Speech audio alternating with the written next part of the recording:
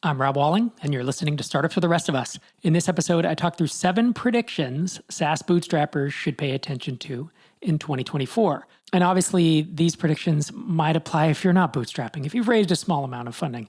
I just like to differentiate between those folks who are trying to raise $50 million in venture capital versus those of us in the capital-efficient, bootstrapped, and mostly bootstrap space.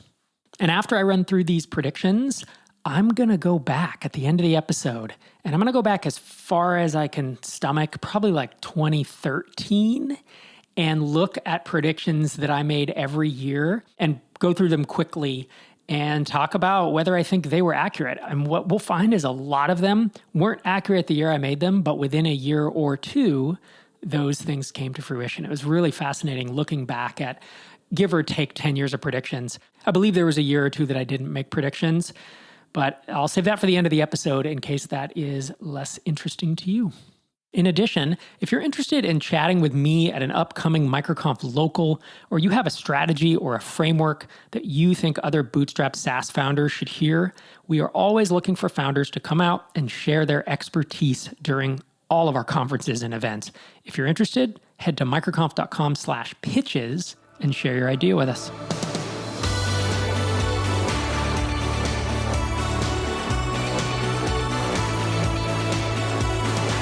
So with that, let's dive right in to my first prediction. And it's that in 2024, there is going to be a lot of opportunity in vertical SaaS.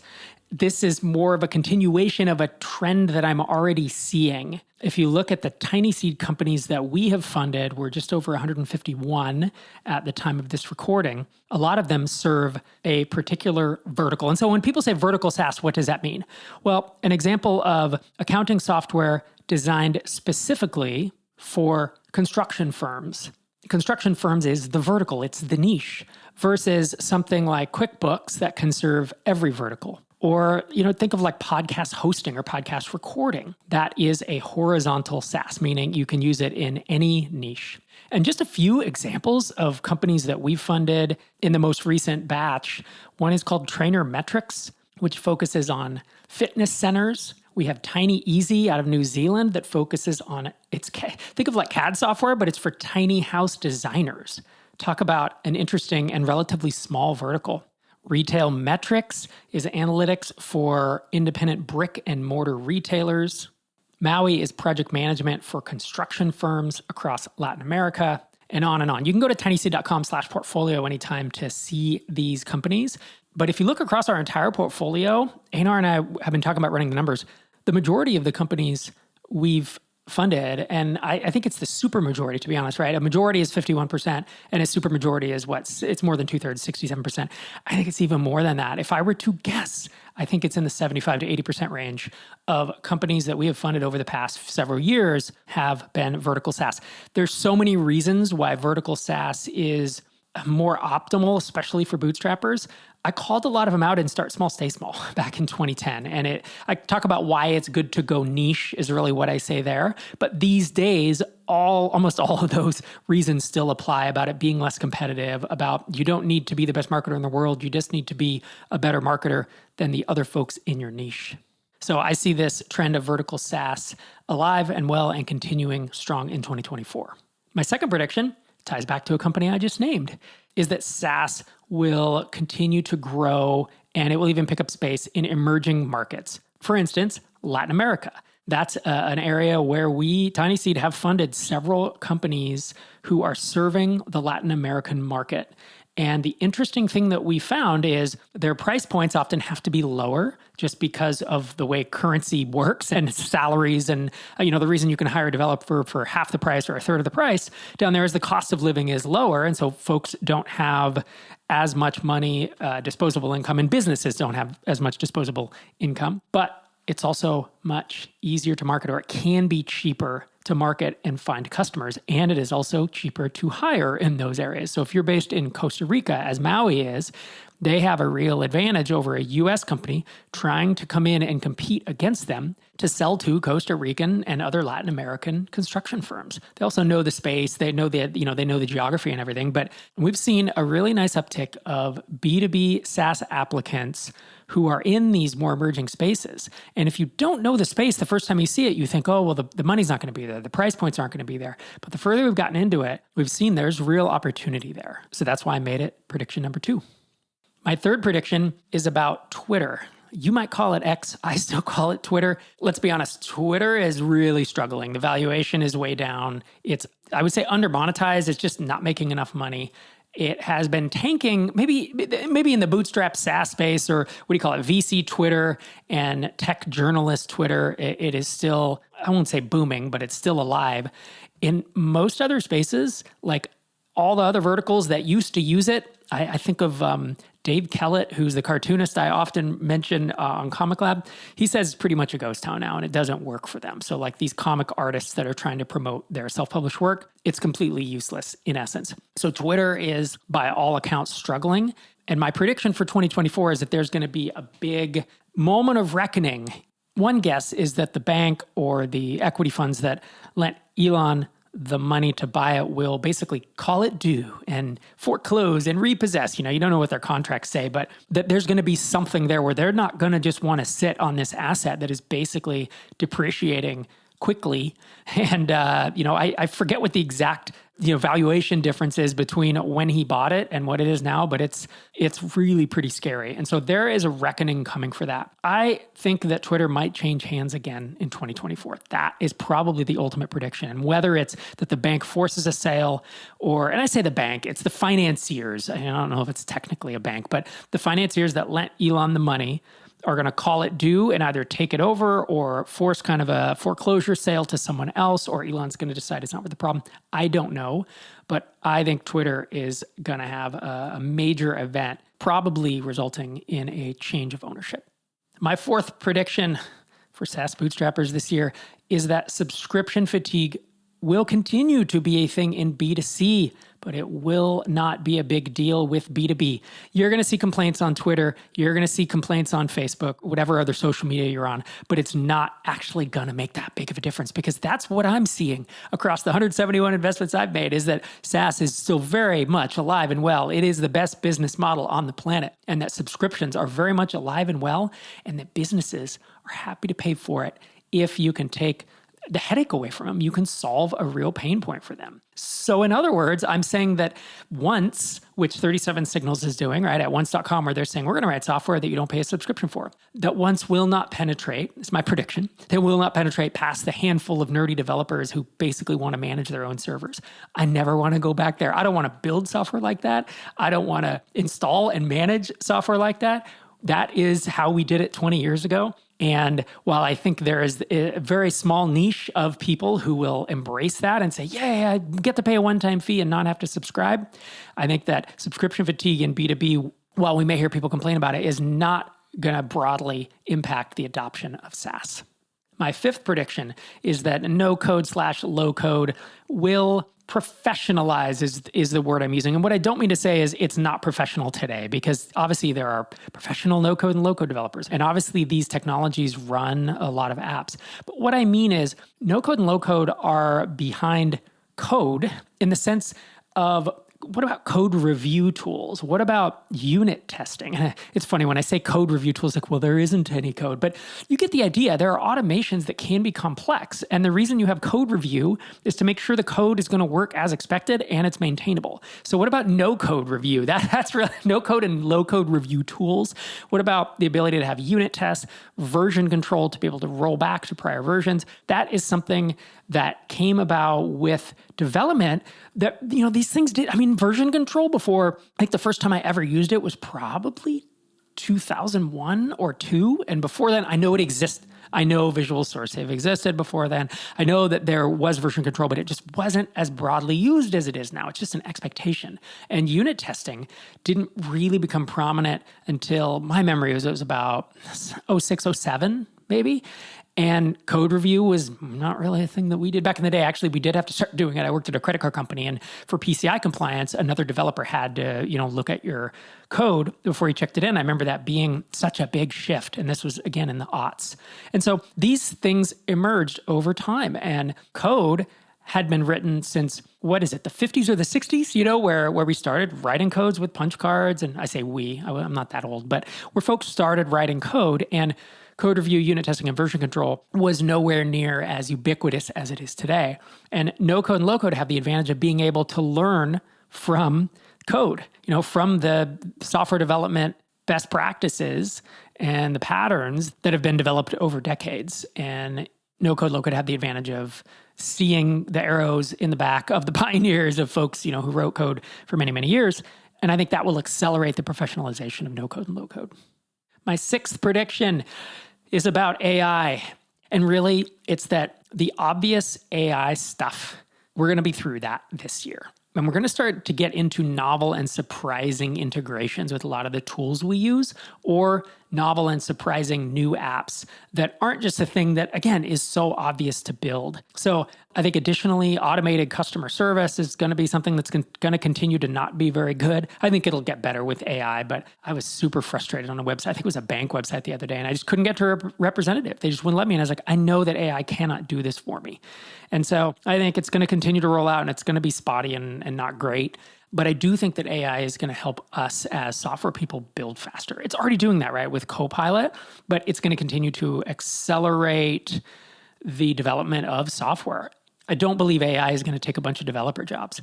I think this is the rising tide that raises all the boats. Unless you're a real developer and you don't, or you resist AI or you don't want to use it, it becomes this tool of augmentation that I think developers and builders and product people and all of us are smart to adopt.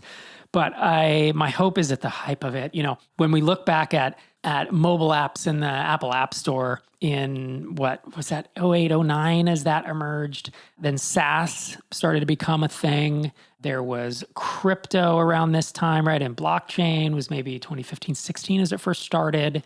There was even there were drone, there's VR, AR. There's all these kind of waves where people rush in, and AI certainly has been that for 12, 15 months now. And each of these has their life cycle, and they have the hype cycle at the start, then it dies down. And sometimes, I believe with AR and VR, it becomes kind of cool. It's a neat thing that you can use. Although VR and AR are still not as widely adopted as we'll see in some of my predictions a little later in this episode. But other times, people just don't adopt it, right? So blockchain, is that actually being used? If blockchain went away today, are there, major parts of our world that wouldn't function?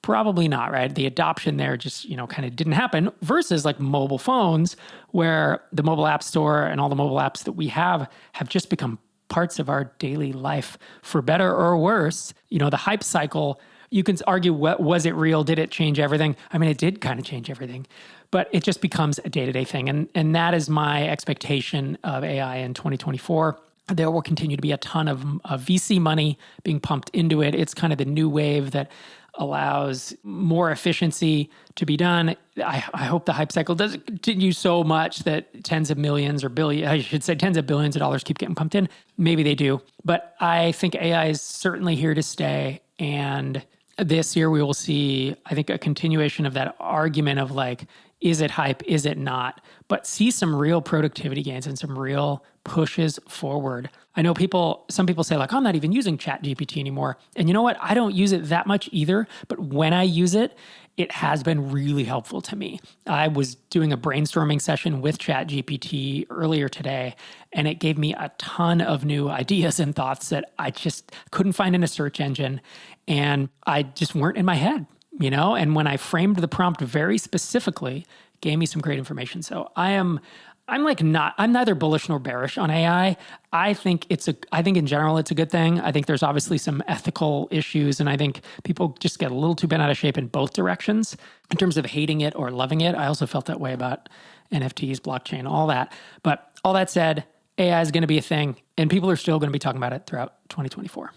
And my seventh and final prediction for 2024, I have no inside information. I think Stripe's going to finally go public. And the question is, what does that mean? for SaaS companies.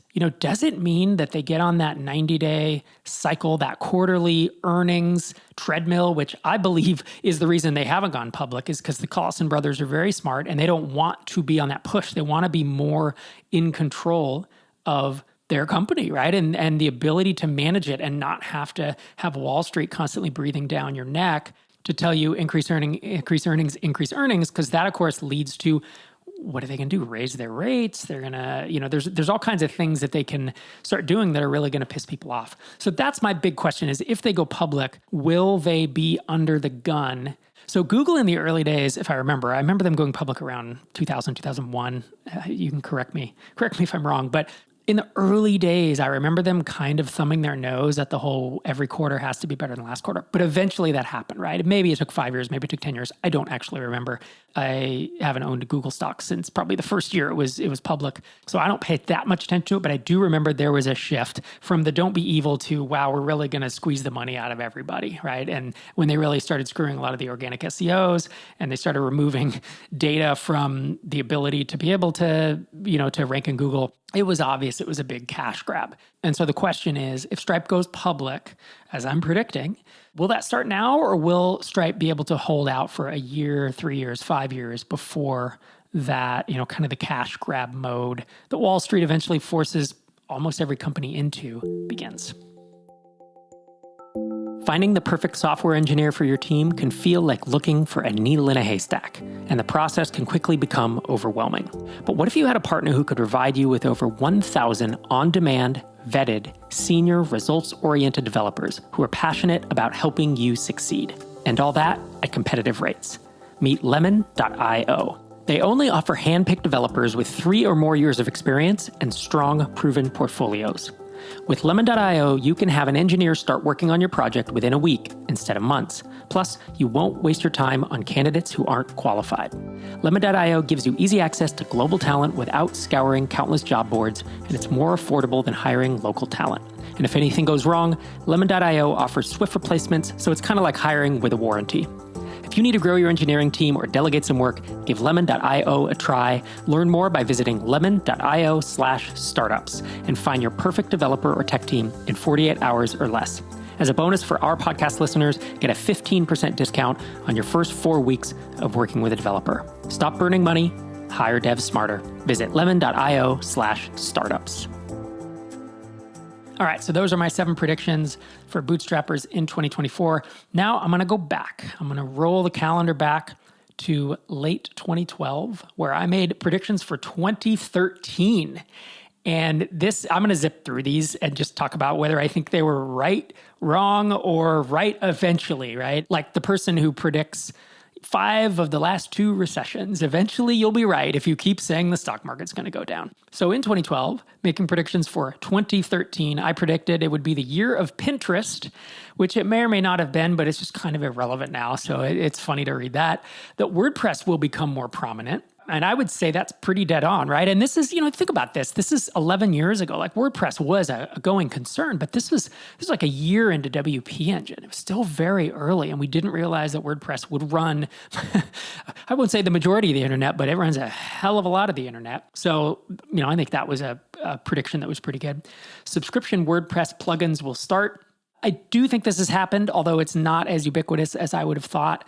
I knew a lot of WordPress developers back then, and I knew folks were tired of the one-time model, and they were trying to get into the annual subscriptions, and some tried to get into monthly as well. It's definitely it's happening more now than it was back then, but it has not grown like wildfire. Another prediction was more Google changes will hammer the SEOs, and I don't just mean algorithm updates. That was me talking about Google just cash grabbing. So this is around the time that was happening, and that was true. Yeah, I stand by that one. And finally, for 2013, I predicted the startup bubble will become more evident. Inflated valuations will continue to rise, either a bursting this year or next. That absolutely did not happen. The only bursting, there was a public market bursting for like a month in January of 2016, and then up until 2020, right? And there was a big drop for a very short time, and then it just went up, and the big one that has actually lasted in the startup space is 2022. So think about how far off I was on that. That prediction was, I often find bear predictions, meaning predicting something's going to go down, are usually way too early. So now let's look at 2014 predictions. Ooh, this is where I start talking about Twitter. And so many of these were accurate. They were just early. So my first one is Twitter will become profitable and piss off its users in the process, but it's a solid opportunity for paid placement and promotion. So I don't think Twitter's ever become a solid opportunity for paid placement and promotion. Twitter didn't become profitable for several years after this. And I do not believe Twitter became profitable in 2014, but it was profitable for a couple years after it went public. I believe it was public for 8 years before Elon Musk took it private. Is that right? And it was profitable for 2 of those years. So I'm a little early, but I think it's a reasonable prediction. I predicted an Apple Watch would be released, although I called it the iWatch. And the Apple Watch did not release until 2015, so a little early with that one. And I think there were some rumors or some buzz. And so think of this, it's like December of 2013, I'm making this prediction. Next one for 2014 was that concierge will become a requirement for SaaS apps in crowded markets. This was before like white glove concierge customer success was just becoming a thing. So I 100% stand by this. And I mean, it's a little easy. I was kind of on the bleeding edge of it as a SaaS founder myself and someone who interacts with a lot of folks through the podcast and through MicroConf. But I definitely called that shot and I stand by it. Kickstarter will have a major multi-million-dollar failure. I don't remember if that happened. I know there have been several of them, but who knows if it happened in 2014. Apple will continue to lose market share. I think I meant the iPhone. As history repeats itself 30 years later, that did not happen. Integration marketing will pick up steam as more companies offer APIs and become more connected. And I do think that has been a thing. I think that's happened, and integration marketing has continued to serve bootstrapped and mostly bootstrapped SaaS founders. All right, for 2015, Twitter will become, I made the same prediction again. Twitter will become profitable and piss off its users in the process. I figured if I wasn't right one year, I should, because obviously I wasn't right in 2014. So I made the same prediction again for 15. Another prediction was that video ads, namely YouTube ads, will be a big opportunity for cheap clicks in 2015. I mean, I know YouTube ads are still opportunity for cheap clicks today. So I would say that's a win. VR will actually be a hit with the early adopter set in 2015. There's no way that happened. And until the Oculus Quest 2, even now, is VR a hit? Like, I play because my kids play and I want to be in games and hanging out with them. But I think it's still iffy. It's nowhere near as ubiquitous as I think when I put hit in quotes, I think I envisioned more adoption than we're seeing today. It's getting there, it's just taking a long time. Another prediction was we'll see our first sub $100 a year consumer level 5 terabyte cloud storage service. No idea if that took place. Certainly predicting that storage is going to get cheaper was a pretty safe bet, Walling. So maybe make yours a little more ambitious next time. And the last prediction was we'll start seeing 3D printers in houses of our early adopter friends. I think that one's accurate. I mean, I certainly got a 3D printer probably in 2015 or 16. We're now on our second one, and we've had them around for years and loved them. And I know a lot of my friends now have resin printers and PLA printers. So I'd say I was right about this one eventually. For 2016, I like these. So the first one is single round bootstrapping, AKA fund strapping. That's what I have in the notes for that outline. Single round bootstrapping, AKA fund strapping, will become a common viable option. What can I say? I'm like Babe Ruth calling shots here. Yes. Did it happen? That was my 2016 prediction. Did it happen in 2016? Not as much as it happened in the years following, for sure. Since I think I make this prediction again in 2018 after I left Drip and started talking about why we started Tiny Seed. I started Tiny Seed because I wanted to take advantage of what I was already seeing in the space. I didn't say I was seeing that in the space because I started Tiny Seed. I think some people get that backwards. We'll hear from me about this type of prediction again in a minute. Another prediction for 2016, Twitter will become less relevant, returning to its roots, journalists and the technorati ripe for an acquisition. So again, it didn't happen in 16, but it happened eventually. Public markets continue to value companies lower than their private valuations. And that was true, although I think there was an inversion for a while, but then certainly by the time we were at 2018 to now, that was, maybe not to now, but to 2021, that was happening, right? That companies would go public at a lower valuation than their private valuations. And my last prediction for 2016 was that VR will actually be a hit with the early adopter set in 2016. No, didn't happen. 4 predictions for 2017. There will be another high-profile acquisition in the bootstrapped space. I don't think that happened. I remember revisiting this one and saying it didn't happen. Second one is startup crowdfunding will fizzle out. Lower end startups will use it. The best will continue to use their network and angel list. I mean, kind of, right? It's like, I guess these days the fundraising environment isn't great. And we saw a few higher profile crowdfunding rounds of startups. And frankly, those haven't gone well, at least the ones that are in, our Twitter sphere. So I would say, again, this was a 2017 prediction, so it's now 7 years ago, but that is kind of what has played out, in my opinion. I predicted a 20% or more US stock market correction, which did not happen. That didn't happen until 2020, and then it recovered, and then really, I think it was 2022 when that happened again. And my fourth and final prediction for 17 was the first consumer purchased package would legally be delivered with unmanned drones somewhere in the world. And I believe I was making that prediction in December of 2017, and I think it happened that month. So I kind of got a little lucky. Also was probably reading some rumor tables when I made that prediction. Now for 2018. 2018 will be the year of non-institutional startup funding, angels, crowdfunding, and ICOs. Yeah, that was probably pretty close. AI and machine learning will continue to be marketed as the next big thing, but will not deliver again in 2018. And that was accurate. Now, eventually it delivered, obviously. What would you say? It was 2022, I think, right? Was when OpenAI had the big ChatGPT reveal. But this one, I was correct. I predicted in 2018 there would be an enormous crash in Bitcoin's valuation, but long term, I was still bullish. Oh yeah, boy, there was a massive crash. So it was up around, looks like it peaked almost at 20,000 in December of 2017, and it was down to like 17,000. And then in 18, it's like 12,000 at the start of the year. And by the end of the year, Bitcoin was at 3,250, give or take. Those aren't the peaks and the valleys, but yeah, so this one was correct. And me being still bullish, I would say is correct, because as I'm recording this, Bitcoin is at 44,000. So that was a good call back in 18. And my fourth prediction for 2018 was cryptocurrencies will be regulated by several large governments. I don't remember if that happened in 18, but it certainly we started seeing that in 18, 19, and 20. And it would impact, a country would ban mining, and then, they would regulate it in a certain way, and we would see the price of Bitcoin and other cryptocurrencies impacted. All right, now for 2019, 4 predictions. Crypto will have ups and downs, but no major boom in 2019, but I'm still bullish long term. And I think that was correct. I mean, when I look at the chart, it really was relatively flat. I guess it entered 2019 at like 3,400 US, and it left, oh no, I was incorrect. Well, I guess it ended at like 7,000 US. So it did have, it doubled, and it actually went higher than that. So bullish long-term, probably correct, at least at that point, but the no major boom was not correct. I predicted 2019 would be the year of AR. Woof, way early, still hasn't happened. I predicted there'd be Facebook antitrust issues and there would be a rise of a new social network. And I would say no on the Facebook antitrust, and there was some legal stuff, but not in the way I was thinking. And the rise of a new social network, I believe, did TikTok start getting big in 19? So there's a chance that I actually predicted I had no idea it would be TikTok, but figured there would be room for another. And my other 2019 prediction, no joke, that Twitter would be acquired. So I predicted it in 2019 and it happened in 2022. So only 3 short years too early.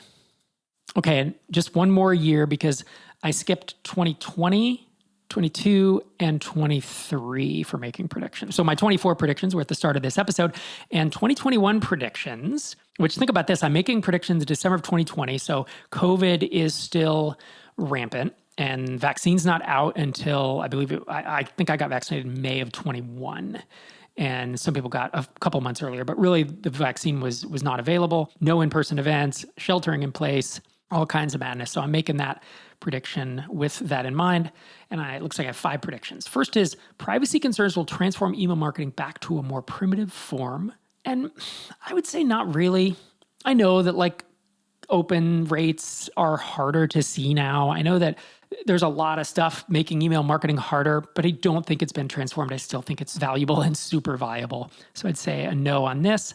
I predicted in-person events will resume in 21 with adjustments like social distancing and masks. That was true. That was me being optimistic because running MicroConf, I really wanted to get back to in-person events. And we started running them in, I think it was September of 2021. So that did happen that year. My third prediction was that funding in the bootstrap startup space would continue to be destigmatized. I mean, I guess was it still stigmatized in 2020? I know that just a lot more people are open to it, and people don't judge bootstrappers for raising money like they used to. They would call them sellouts and that kind of stuff. And I just don't see that happening. My fourth prediction was that VR will become mainstream. Probably not. I mean, I use it and I have friends who use it and I use it with my kids and we play games and this and that, but I just don't think I would describe it as mainstream. And my fifth and final prediction for 2021 was that the world will get back to normal faster than expected post-COVID-19. And my memory is that that's not true. I remember it taking a long time for things to feel back to normal, that even once we started traveling, I was vaccinated, I wore masks. Like having masks at events, it just didn't make it feel normal. And it took a long, long time for that to revert back. It was still 6, 9, 12 months after that. I remember there would still be enough people at events wearing masks that it felt weird to be at the events. And it reminded you that COVID-19 was still such a thing. So I would say I did not hit the nail on the head with that prediction. If you made it this far, this is truly just a nostalgia play for me to walk back through some of these and to think, what was the world like in 2012? Or was it December 2011? Yeah, December 2012 when I'm making these predictions for 2013 to say that like WordPress is going to be prominent, and to look back now and be like, oh my gosh, doesn't it run like almost 50% of the internet? But it really was different back then. It's hard to get back in that headspace. I don't plan to do this every year, every prediction episode, by the way. I just happened to stumble upon these old prediction episodes. And I know that we used to revisit them every year. We'd make a prediction, and then we would, in the next prediction episode, we would look back and rate our predictions, and then we'd make the new ones. And I think I'll probably just start planning to do that rather than go through all this. But nonetheless, I enjoyed the walk down memory lane. Thanks for joining me this week and every week. If you keep listening, I'll keep recording these. My eighth prediction for 2024 is that I'll ship 52 episodes of this podcast to you this year.